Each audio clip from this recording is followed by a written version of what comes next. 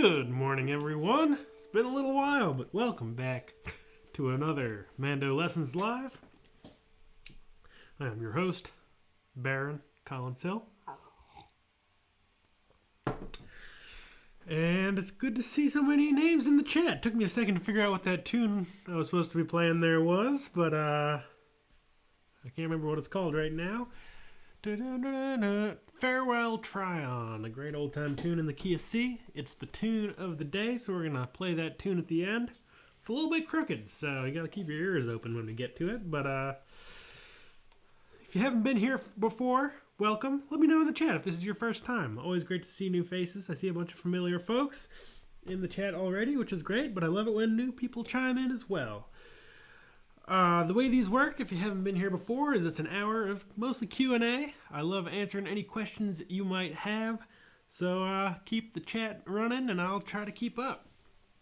No question too simple, no question too advanced. It's all fair game here. Hope you're all having a great Saturday.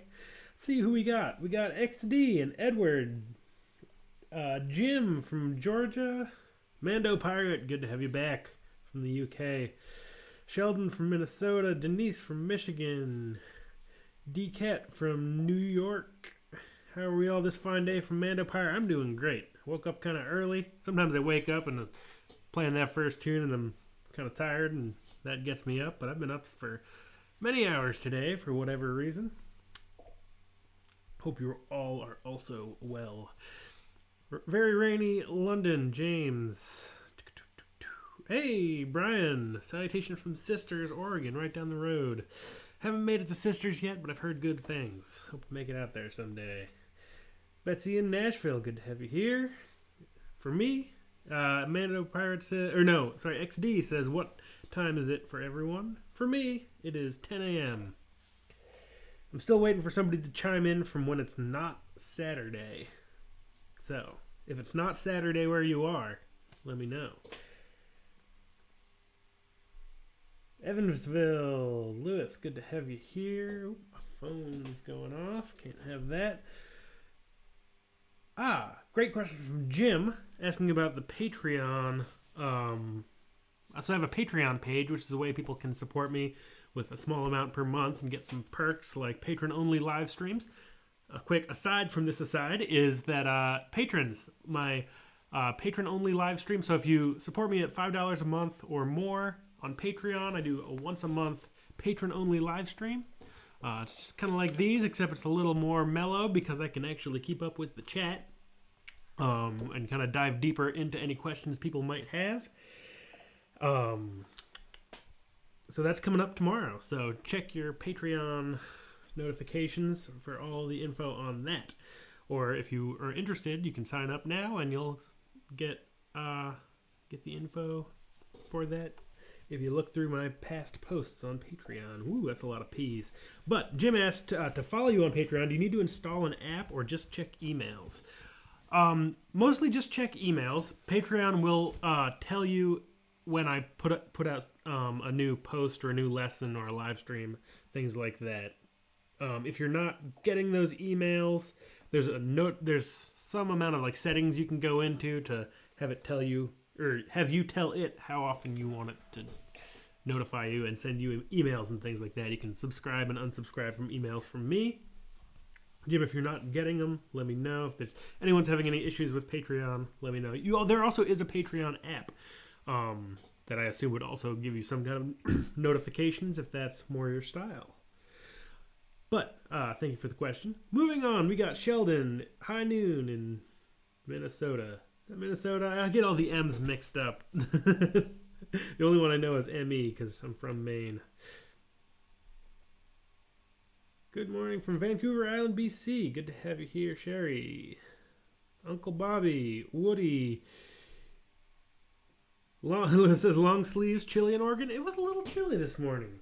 Let's see, what was it? Let me check the old weather app. Probably down. Oh, wow. It got down into the 40s last night. And when I woke up, it was probably in the mid 50s, but looking now, it's only 53 at 10. So maybe I woke up in the 40s. Ursanas from Ontario, Canada. Good to have you back.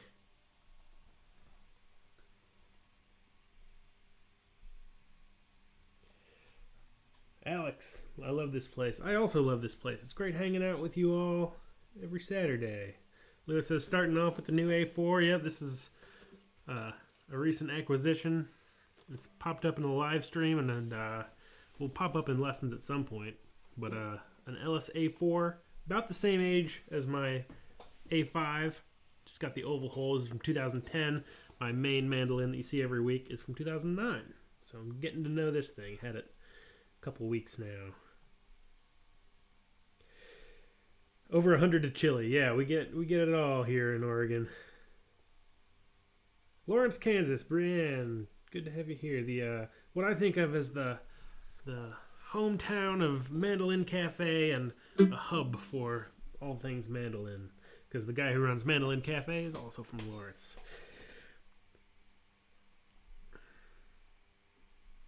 Dan from California, good to have you here. I think James just hit the nail on the head when he says, I think we all secretly want to be mandolin pirates. I agree. Peter from Oregon, howdy neighbor.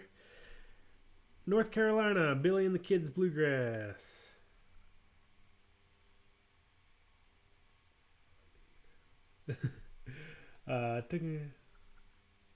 Yep, this is another Ellis. I'll get into that once I catch up with the chat here, but I'm happy to talk a little bit about this new mandolin. Just want to say hello to everyone. Poland, excellent. Good to have you here. First time, welcome. Thanks for joining in. Oh, from the Poconos. Very fun. Galway, but oh, Russ, my neck of the woods. Well, not Galway. I've never actually been to Galway, but I have been to Ireland. But I didn't make it to Galway the one time I've been there. But normally from Little Deer Isle. That's right down. I until a couple years ago was in Belfast. I grew up in Maine, and then I was living in Belfast for the last couple years. So maybe we'll meet up someday in Maine if you ever make it back there. Come to Maine Fiddle Camp. You all should come to Maine Fiddle Camp when it happens again. It's going to be a great time. You can find more at mainfiddlecamp.com. MAINE. Ooh, Uncle Bobby says, I had a breakthrough. I was practicing one tune and unconsciously switched to another. That is great, if that's what you meant to do. Sometimes I switch tunes in the middle and didn't mean to. Which is maybe a different kind of breakthrough. But yeah, it's good to get that feeling of, like, you know, switching tunes and getting used to that feeling. Cool, yeah. Alex says, discovered playing along with clawhammer videos is a fun way to practice old time. I love playing with banjo players and playing along with banjo videos. Cool. There's a folk festival in Sisters this weekend. Man, I guess I'm going to miss out. I'm not going to make it out to it, Sisters. Ooh, request to hear the tune Fine Times at Our House. Definitely. I got to get Noah back on the stream. We did an album called Fine Times where we recorded that tune. Have you checked the trumpet hornpipe yet? I have not. No, it's been a busy time here, but I remember you mentioned that. Nighttime in Europe. That's good. The Wren. All right, so we got a request for Fine Times and The Wren. Yeah, there's a bunch of builders in Lawrence. That's right, Brian. Okay, let's see. Yeah, I'll play a little bit of Fine Times at Our House.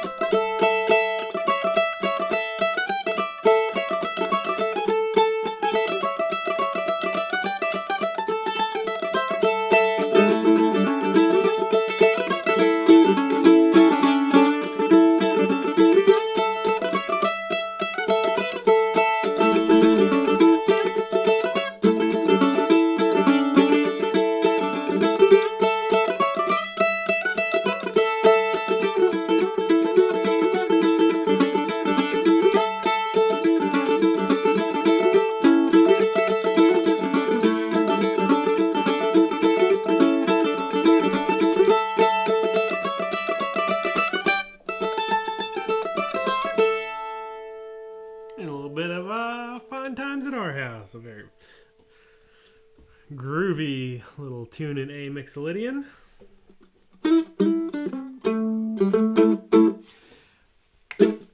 What was the other tune? The Wren. Great Breton tune.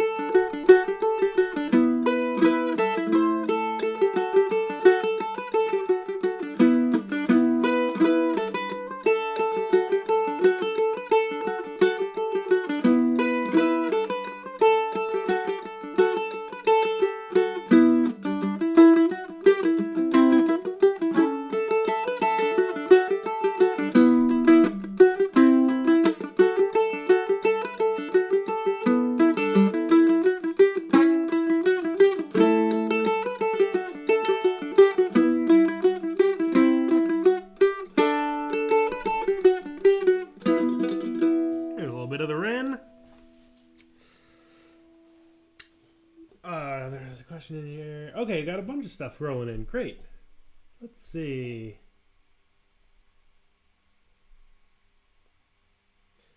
Brian says, okay at tremolo on a single string, but I'm not good on two strings and double stops. Any tricks to making that technique using multiple strings smoother? Great question. Let's find out. So, sounds like you've got that down.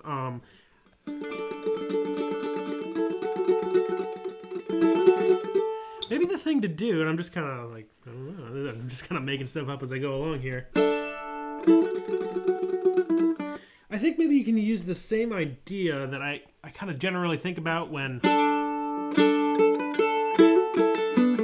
kind of playing drone double stops, and I guess double stops in general. I think the way that I got used to it and really kind of started practicing it and focusing on hitting multiple strings at one time, it kind of required me to get comfortable with losing an anchor point, which I think often comes up in techniques because I think we sort of naturally gravitate towards having more kind of physical anchor points than we need. So for a long time, I would really plant my wrist behind the bridge, but that really locks up my whole arm, so I would play, it becomes all wrist. And I still brush behind the bridge, but getting used to kind of removing that anchor point at first made me feel like, I can't hit the string that I want. I'm hitting too many strings. It really made me play sloppy. But just kind of understanding that and then say, okay, well, let's slow it down and go from like really locked position to, I can't, I'm feeling a little sloppy, and then be like, okay, well, let's just maybe just do downstrokes, and then getting those upstrokes in there and working that back up nice and clean. The same idea is going to apply when you get into tremolo. Figure out what's going on in your particular technique with tremolo.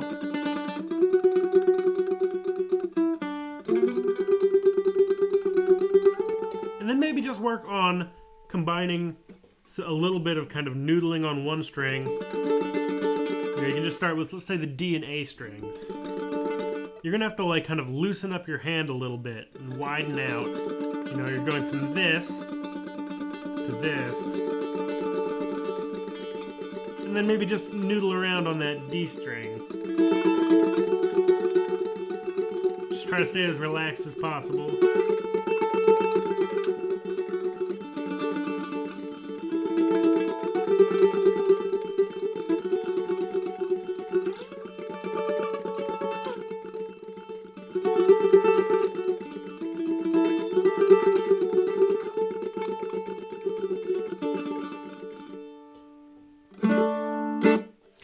And, you know, take it slow.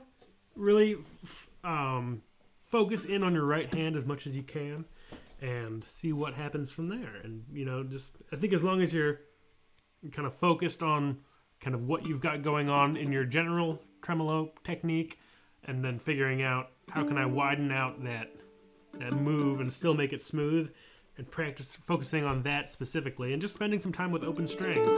Like how smooth can you make that? You know, it's a wider arc to go through to hit multiple sets of strings, so it's not going to be as like, you know, I don't know if you could get a tremolo that fast on kind of widening it out and playing fast is going to take a little more work. And also, I find that with double stopped tremolo, you don't need to play as fast because there's more sound. Like with one string, if you're going, that sounds cool, and there's a lot of rhythmic value going on, or at least like there's a lot of kind of note attacks in quick succession. But when you have multiple sets of strings, it becomes a little overbearing pretty quick to like have that speed and that number of kind of note attacks in quick succession. So you can slow by moving to double stops and tremolo. Don't be afraid to really slow down your right hand. Yes, you guys did learn that. That's right. Denise and Lewis were up at a workshop and show that Noah and I did at Elderly Instruments in Michigan, and we did that tune. And James rightly notices that my version is inspired by Raina Gellert. Yeah, Raina is one of my favorite fiddle players. If you don't know Raina Gellert, check out her albums. She's got a bunch of good ones. She's got one, I think that's on Ways of the World, which is an album she put out quite a while ago. And then she also did one called Starch and Iron with Susie Goring. And yeah, she's got lots of great stuff. And she is, I think the version, I kind of go back and forth on what my version of Fine Times is, because I think it's normally crooked.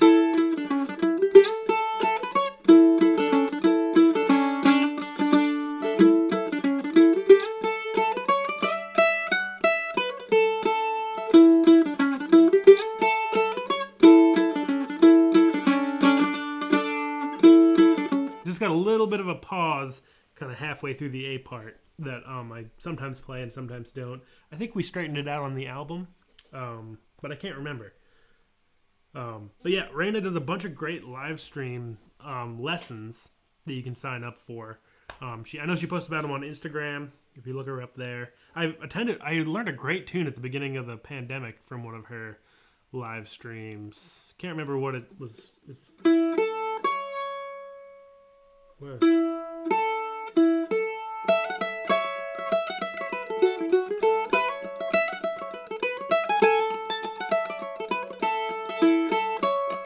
Here it is.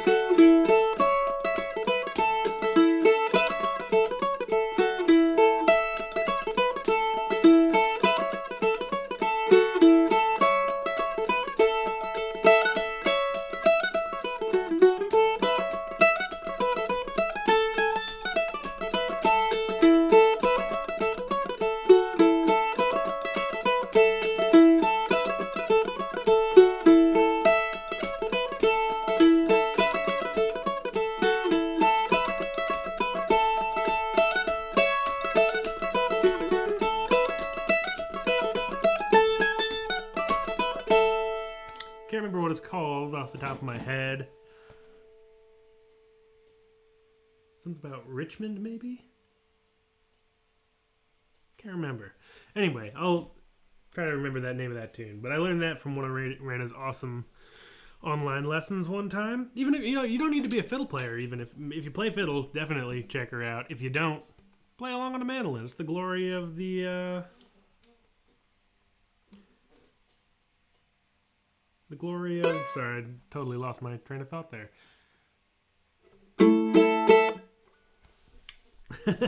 Gone with the wind. What just went out of my head? The glory of the online session is you can play whatever instrument you want. Alright, I'll catch up with the chat here. Will I ever get a real punchy, crisp chop on my oval hole? There's ways to improve it. It's not... I've been thinking about this a lot. Alright, so time to talk about these instruments. So, I now have two very similar instruments. I'm going to make a whole lesson on this. See, this is the one you... I'm looking backwards at my screen. The F-hole mandolin is the one you see every day online. It's what I make lessons with all the time. And this is pretty much the same instrument, except the main differences are the hole. It's got one oval hole instead of two F-holes. And the bracing is X-braced on the inside, so there's bracing that goes kind of one brace that way, one brace that way, versus the F-hole mandolin has braces parallel, sort of. They're not actually parallel, but they go more along, kind of one goes down here and one goes down here. And those are the main differences between the two instruments. And I don't know, I kind of want to talk to Tom a little bit about if how different the kind of graduation of the tops and instrument in general. But the size, so they might be like the tops and backs might be slightly different thicknesses. But I'll do a little taste test here. Let me do this so I can pick up this instrument a little easier. It's hard having a bunch of things in the way here. Woo! No instruments were harmed. Alright. So, and the question was from Alex, will I ever get a real punchy, crisp chop from my oval hole? So these instruments are now set up as identically as I could. I both have an armrest, both have tone guards on the back, both have the same sets of strings, EJ75s. They're the kind of medium heavy gauge from D'Addario. I would never put heavier gauge strings on a vintage instrument because they were built more lightly and they just wouldn't hold up to heavy gauge strings, but these things are modern, kind of more structurally built instruments, so I feel more comfortable putting heavier gauge strings on them. And I'll give you a little... I'm not going to put the strap on because it'll just take too much time to go back and forth. So here is the F-hole.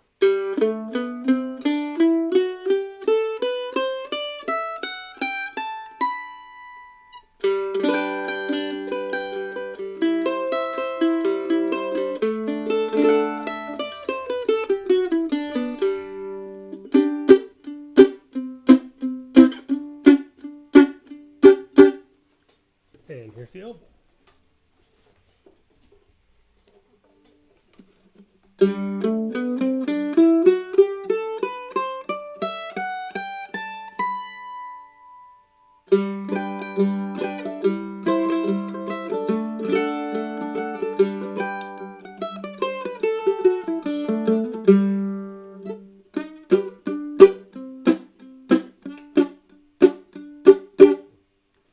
So, I don't know how well that's going to come through the mics. Hopefully you'll be able to tell.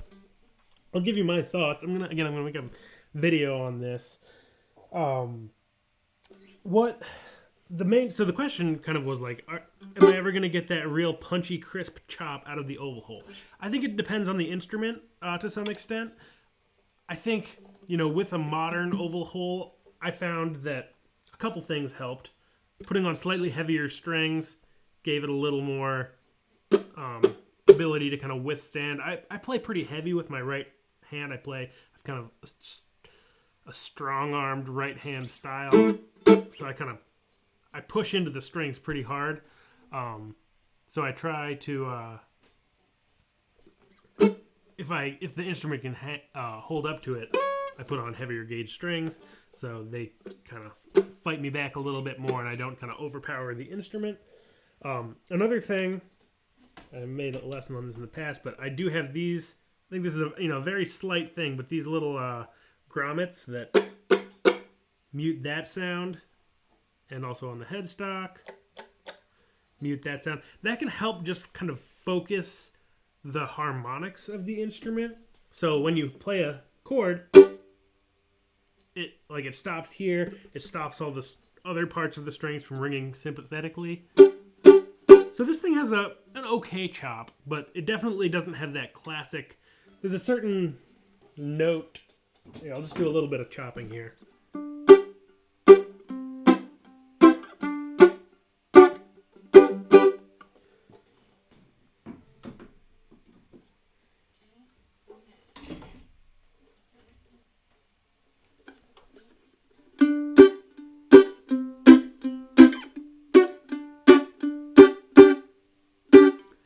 And I don't know how much it's slight, at least I imagine coming through the speakers. I haven't actually sat out front of each of these yet, so it's a different experience sitting behind it and playing it.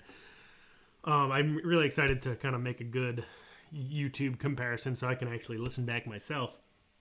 What I hear from the F-hole is it's a little kind of drier. There's less of those kind of harmonics that are kind of ringing out through the instrument. So I find that, like, especially on like the G string,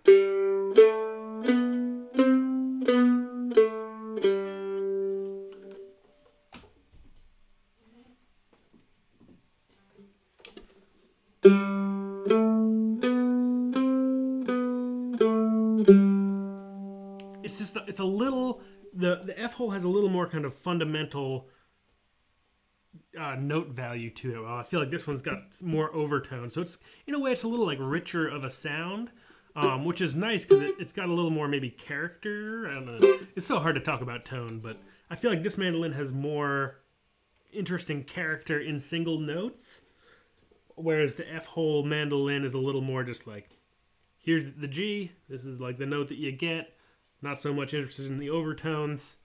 Or at least like a different set of overtones. This one's got a little more kind of brightness to it.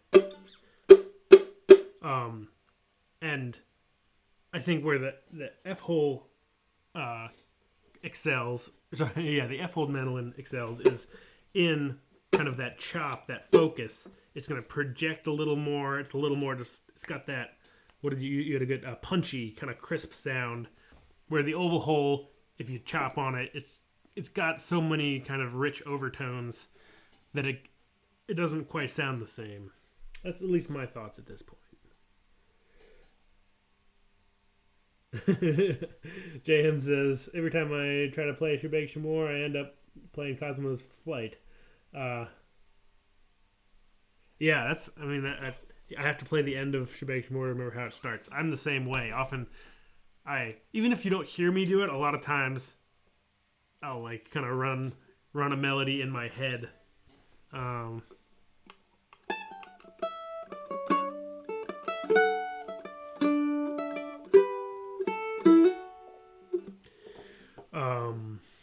That's like, I think it's all about, in terms of like kind of keeping tunes straight, you just got to like play, figure out like devices that work for you.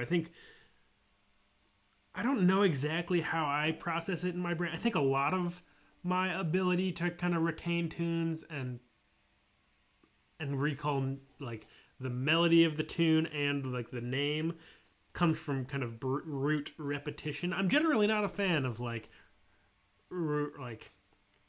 forced memory repetition kind of learning styles, but I think with fiddle tunes, I think it's not only like a helpful way to learn, it's just what fiddle tunes are. Is they're very repetitive. You play them a lot, and then you go home, and then you know, you play them with your friends, and then you go home and you play the same tune some more, and then you get back together with your friends and you play the same tune again.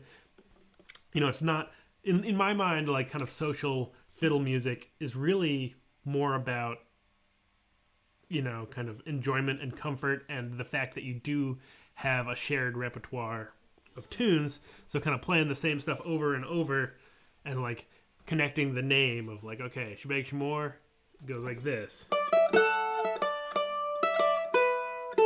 And because I've spent the last like 20 years of my life, more now, like focusing and pretty much doing that as my main hobby and profession, that gives me a lot of time to connect the word Shebang Shmore. And so the more you do it, the more it kind of gets into your head. There's definitely tunes that I can't remember the name of or can't remember how to start or get mixed up. There's a whole slew of Irish tunes that I can't keep straight. And there's something about, I can kind of, I know there's like there's a couple like half dozen reels in the key of D that do a certain thing, that they're close enough together. They all kind of sound like Wind That Shakes the Barley. They might be kind of offshoots of that tune. That I can't keep them all straight because they all do things that are very similar, but not quite the same. But the more you do it, the better you get at it. Any version of the Gravel Walk. I really need to remember that tune. I used to know it. In college, I remember learning it for a concert or something. But I can't remember how it goes, speaking of not knowing all the tunes. That's a classic that I need to remember how to play, and then also I want to make a lesson for it.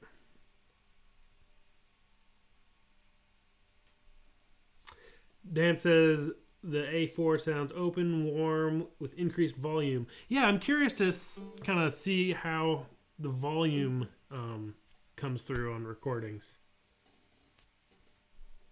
Oh, Ursina says, my queue is already about 6 tunes deep, and every week it gets longer. I'm right with you. I wish my tune to learn list was only 6 long.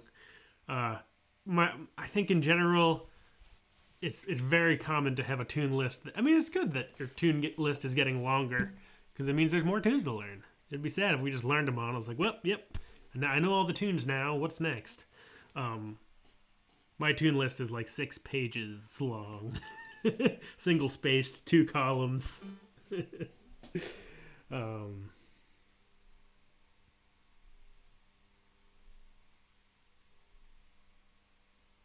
Do we have to play the bottom string, then the top one? Rajan, do you mean like of the 2?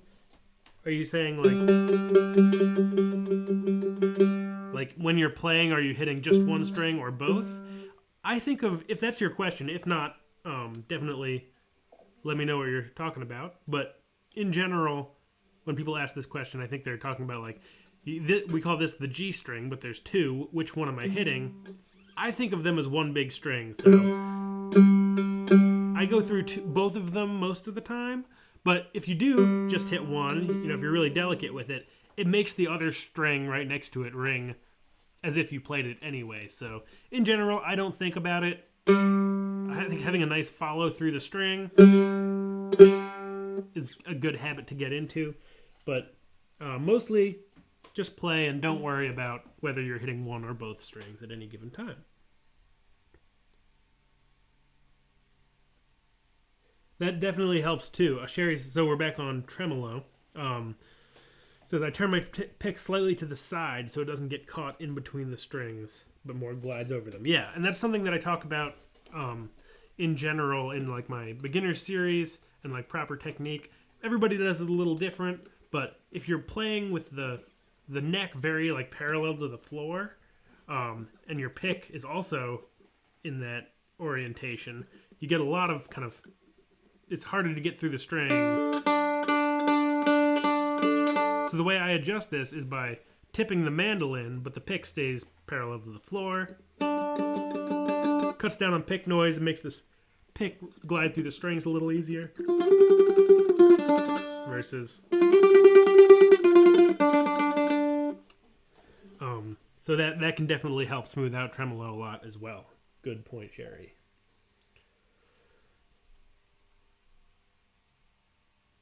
Yeah, Pava. So Pavas are also made in the Ellis shop. Everyone I've played, Noah has one.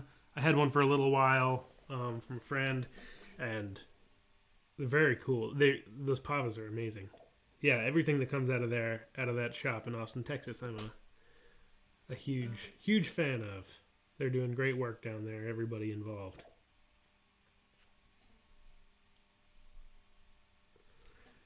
What's your routine for cleaning the mandolin after playing? I don't really have one. Good question, Mando Pirate. I generally just don't clean it. As you could probably see, this mandolin is almost as old. This is 1 year newer than my A5. And this mandolin is not as shiny. I don't tend to clean my instruments after playing. The only thing I really do is when I change my strings, I usually change 2 strings at a time, so I'll change like both G strings. And I'll get a little like microfiber cloth and clean out just kind of clean up the fretboard a little bit, clean up between the headstock holes to kind of get any dust and stuff off. Occasionally I'll try to clean like the top of the instrument when I'm also changing strings, but mostly I just they just get dirty and I'll clean them once a year maybe. Ooh, nice. Sheldon got the opportunity to play an F-hole Ellis. Yeah, I like what they're doing. I don't know if I've ever. I must have played an F-style Ellis, but I can't honestly remember. But yeah, every Ellis that I've played has always been a treat. Hey, Ryan from Ottawa, good to have you here. Recently learned Irish washerwoman, now building up speed and consistency. Seem to be picking tunes with cross picking. Great, yeah. I mean, that's the nice thing is kind of noticing like, oh yeah, I'm doing cross picking, especially tunes like, how does that tune?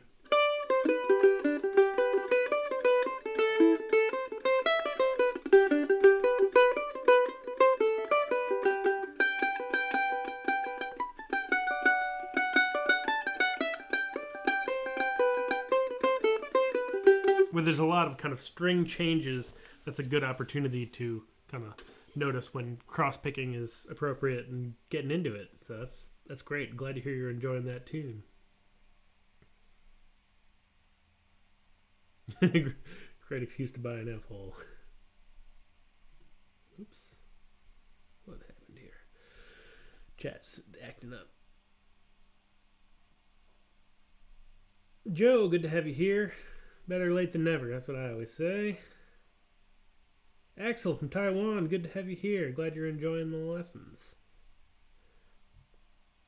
I find for strumming, Axel says, I find for strumming heavy pop songs, a much thinner pick has a much less clanky sound for me than the big Dunlop. Will that just improve with time and experience, or is there a place for it? Yeah, I mean, so, like, taking a thin pick, this is like it's like a .88, but of a kind of flexible material.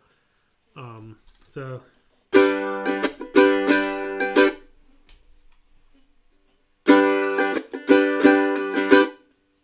thick pick.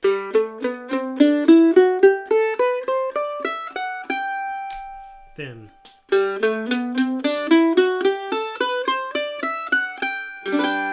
I think in general, thinner picks cut down on the amount of kind of like bass. Not always not in a bad way necessarily. It's just a different sound. It's a little clearer, cleaner sound, and the thicker pick accentuates the bass and maybe rolls off the treble a little bit. So it's totally personal preference. Whatever you like. Really? Rob said a very large spider just ran down your wall. Maybe he wants to play mandolin. I'll have to look back through and notice that around 10:40, I'm gonna go look for it, see if I see where it went.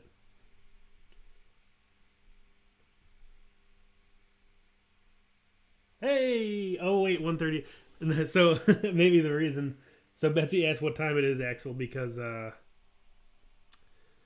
I'm looking for somebody who isn't on a on a Saturday. I always say like Happy Saturday, but you got to be. This must be Western China. That it gets into late Friday night. Wait, is that right? Yeah. Yeah. Hey, thank you, JM and Uncle Bobby, for the super chat donations. Really appreciate the support. Oh, and Edward. Wow, they're all rolling in now. Thank you all for starting the super chat train. Really appreciate it. There's a couple different ways to support the channel. There's these super chats. There's links in the description to a PayPal donation page. There's also Patreon, which I talked about a little bit at the beginning. And just another reminder to patrons, if you pledge at $5 a month or more, you get access to patron-only live streams, and that is happening tomorrow. So, patrons, start your engines, check your emails, get that link. Yeah, that's the thing. So, Ursanos brings up a good point. I do seem to be getting quicker at it. Whiskey Before Breakfast didn't take as long as Irish Washerwoman. That's the thing, is like, you learn a tune, and then through learning the tune, you kind of learn how to learn tunes. It's a little bit meta, maybe. But, the more tunes you learn, the quicker you get at learning tunes. You understand kind of how they're put together, how they're organized. You figure out, like, oh, this phrase sounds like this phrase, or oh, that's like this, but it's just a little different. Your fingers start to fall into the same patterns, and everything gets a little easier. Oh, great. James requests Gray Owl. I can play along with that tune when other people play it, but I can't pull it up out of my head right now.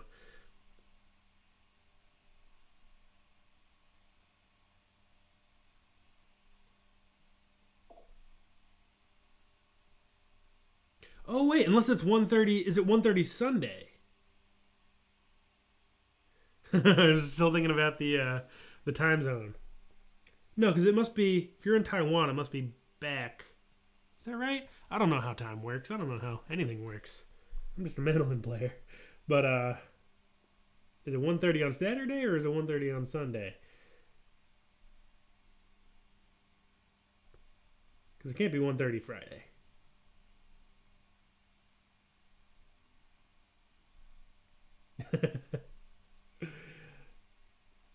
Yeah. Does your great question. Let's see.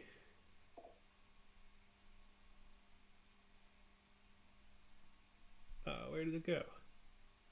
Jim has a great question. Does your mandolin position evolve during a session, or do you stay put? Good question. It depends. If I'm tired, then I start slumping. I mean, it's a little funny. I think about this often. Actually, when I'm recording, so if I'm like sitting up just as straight as possible, my head's actually off the screen, but I know that I don't sit up as straight as I always can, and I'm always trying to get like as much of the mandolin and as much of me into the frame as possible. So I know that I slump a little bit, and I do notice that over time in the live stream, I go kind of down and down and down.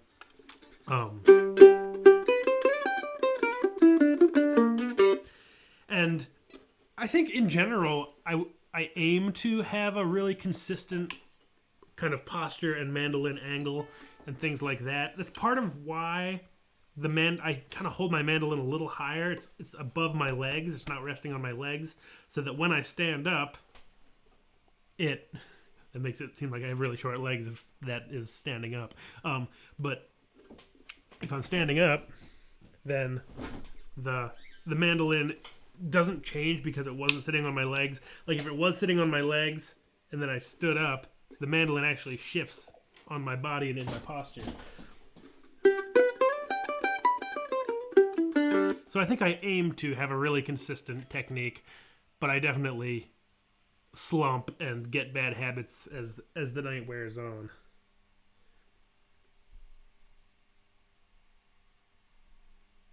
Cool, Kenneth. Glad you're enjoying the tabs. Yeah, it's all the tunes that I've learned, or not all of them, but I try to keep up with a lot of the classic tunes, mostly that I learned at Maine Fiddle Camp. Hey Keith, good to have you here. Better late than never. Are your straps permanently attached? They are. So on this side here, it's just got this loop underneath the raised fingerboard extension. And then this is, you can pull this off. But so it is permanently attached here, and I just leave it attached there. I do have a mandolin, the Smart, the 10-string, does have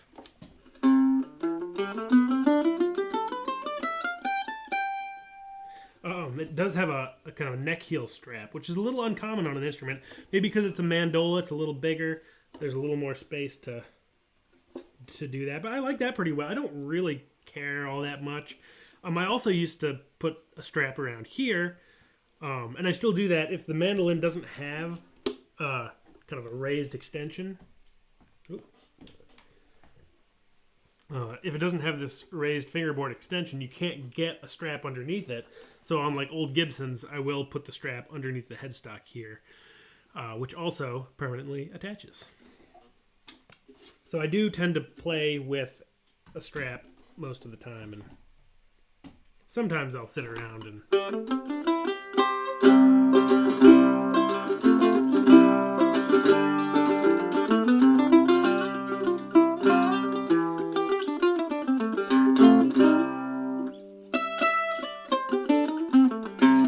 Let's see. Hope that helps with the question. Oh, Sunday morning! Haha, there you go. All right. I don't know how time... So congratulations, Axel, on being the non-Saturday participant. I gotta study up on my time zones.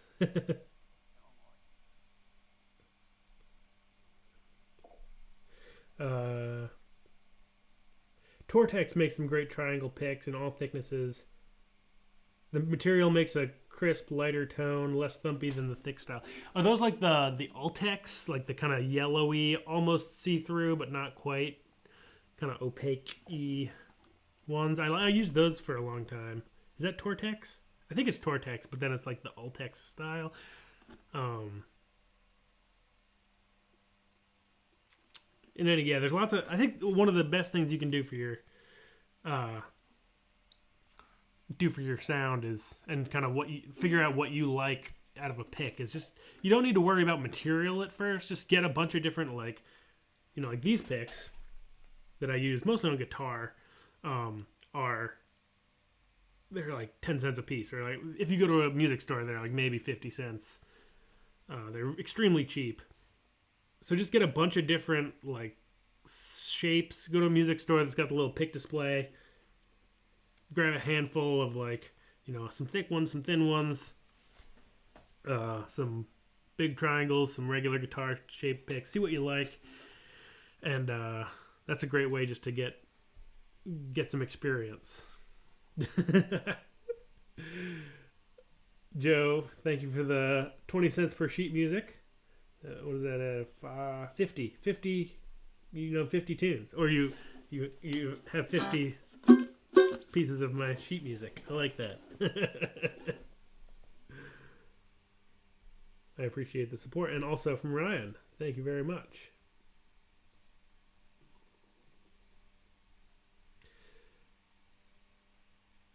Yeah, Ursina says, my biggest issue is that so many tunes have similar phrases and I confuse them. Me too. Yeah, as I was saying earlier, there's like certain categories in my mind of tunes. Like, let me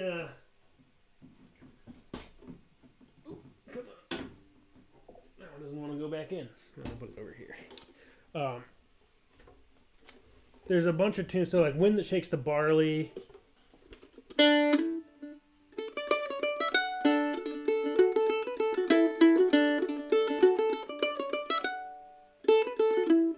No, that's not Wind That Shakes the Barley. That's something else. That's Silver Spear. But there's a bunch of tunes. There it is.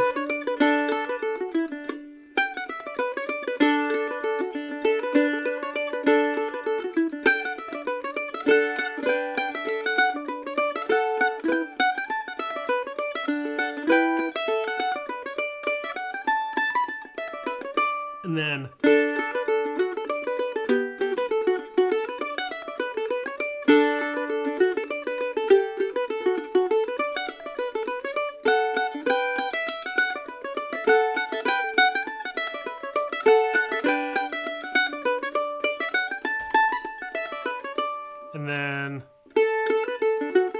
no, there's another one in there that sounds very similar. There's a couple G jigs like Out on the Ocean and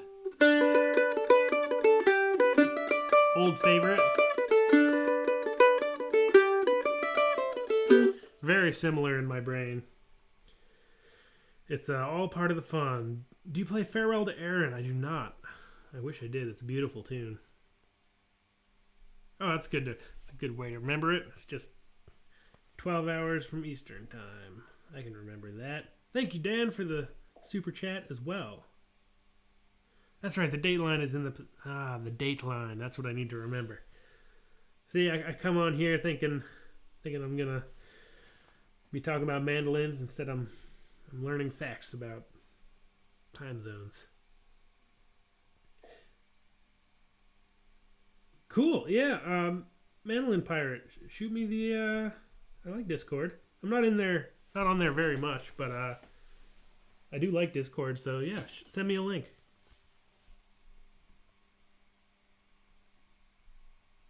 Yeah, and I don't know if other people are interested too. It seems like there's probably some interested Discord folks. I do like Discord. I don't. Well, maybe this will be the group that will really get me active in Discord.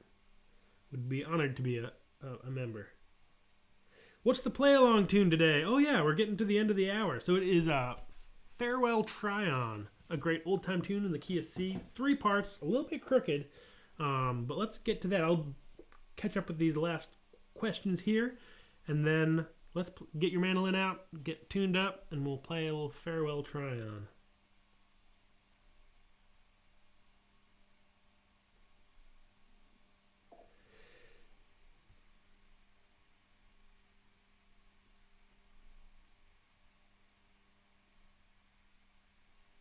Spider came out again. Oh, I keep missing him.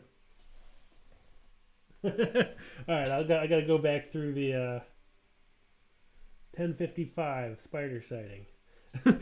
This is really getting off in the weeds. There's an amazing something I got into as like a pandemic YouTube rabbit hole. So there's this guy, I think like Northwest Denmark or somewhere, who puts out a field, like a wildlife video camera.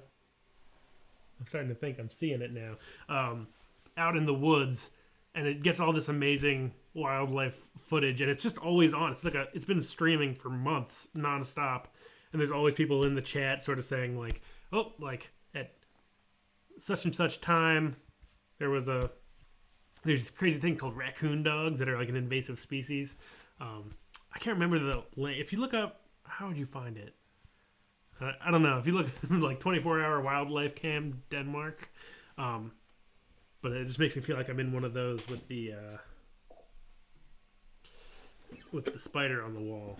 I'll have to go back and take some notes. Oh, only kidding. Oh, I want that spider. You're setting me up for too much excitement. All right, let's play a little bit of oh, we're getting into Spider Puns webinar. I actually took a picture this morning. I'll try to post it on Instagram. There's a beautiful spider web that was catching the light out in my yard today. So I took some pictures with a big telephoto camera lens. I'll try to post one on my Instagram. Okay, last question here. Oh, wait. Oh, no problems from Johan on the spelling of my name. Anything's good. So, last question. Torren Saul says, is the fingering different between a mandolin and a mandola? That's a good question. In general, if you play on a mandolin and you play... G scale, you know, the string closest to your head, you get a G scale. And if you do it on a mandola, and you play the string closest to your head, comes out in C. Because the strings are, you have C, G, D, A on a mandola, and then on a mandolin it's G, D, A, E. So you lose the high E string from the mandolin, and you add the C string in. And then, so it's sort of thing, if you play it as if it's the exact same instrument, all like a G chord will come out as a C chord, but you know, your fingers are still moving.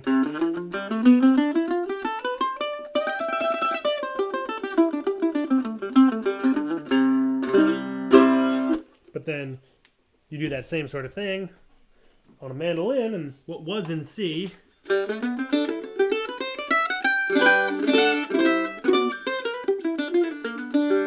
is now in G. So it's a kind of a transposing instrument in a way. You could think about it that way. Okay. Spiders have 8 legs, perfect for mandolin playing. Speaking of mandolin playing, let's play some Farewell Tryon. Great tune, key of C. If you don't know the tune, this might be a kind of a wild one to kind of pick up. So it's a little bit crooked, but just give it a shot. It's got 3 parts, key of C. Really beautiful, one of my favorite tunes. 1, so I'll play the melody, you play the chords. It's a lot of C chord. Then we'll switch, so I'll play the chords while you play the melody. 1, 2, 3, 4.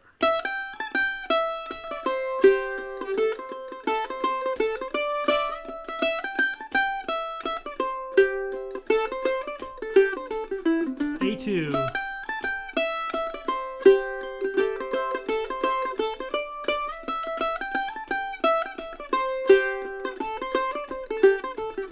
B.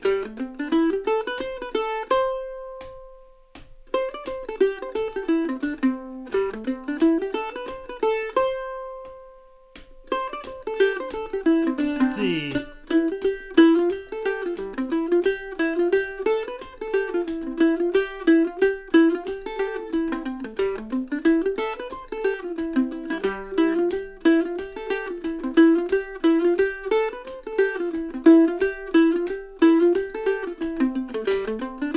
You go for it.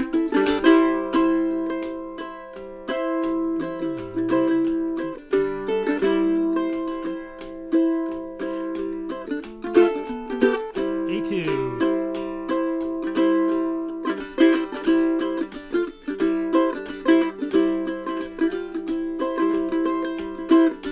B.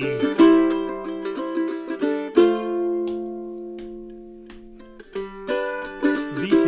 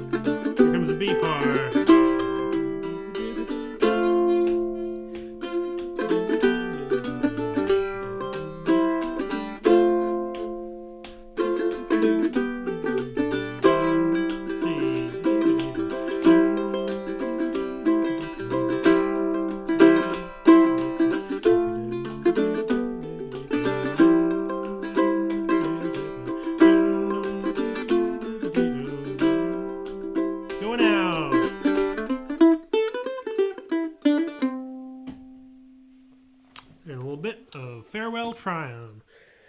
A lovely tune, one of my favorites. A great tune, that's about as fast as I would ever play it.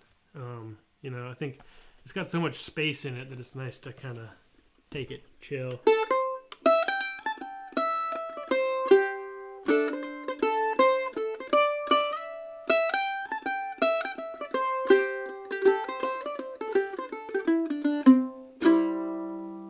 So, what should we play next week? This is an old time, great question. It's an old time tune. So Southern Appalachian old time tune. I've heard a rumor that maybe James Bryan came up with a third part. Great old time fiddle player. But I don't know. As far as like, it's a traditional tune. Tryon. There's a couple Tryons around the country. I don't know which one it's named after. I think there's one in Georgia. But yeah. Old time American tune. So, if there's a tune that you want to play next week, let me know and we'll figure one out. But thank you all so much for watching. Thanks to the spider, who I look forward to meeting when I watch back through this and get to see him myself. Maybe he lives inside a guitar. That would be fun. Cool. So James, who generally has good info on tunes, I've noticed. Maybe corroborating with the third part being more recent. Kesh Jig. Ooh, have we done the Kesh Jig? Can't remember how that one goes right now, but it's a classic. Let me find out. Play along, jams. Thanks again, as always, to Denise for keeping me more organized than I could ever hope to be myself. She runs the episode guides, so you can kind of go through and see all the time-stamped stuff. If you go to my website, I'm trying to do too many things at once now. The Kesh Jig. We did that on episode 97, so let's pick something else. Skyboat song? Have we done the Skyboat song? I think we've done Skyboat song and recently.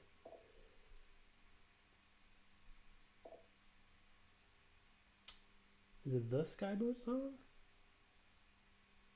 The... Oh, yep. Episode 59. We can maybe do that one again if nothing else comes up. I like naming the spider Boris. That's my new favorite thing.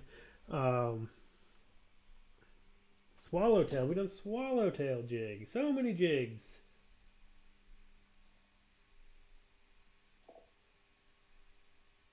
All right, let's do Swallowtail jig because there's one on the website, but we haven't done one in the live stream. So Swallowtail jig it is.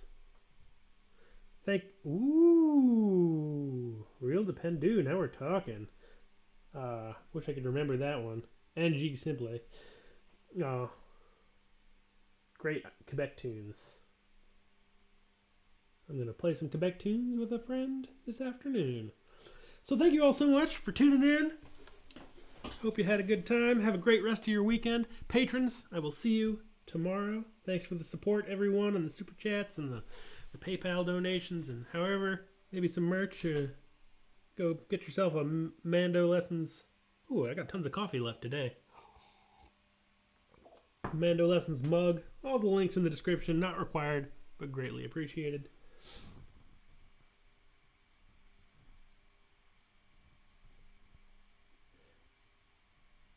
And thank you for the last minute super chat, Terry. In E minor, yes, a Swallowtail jig. Is that Swallowtail jig?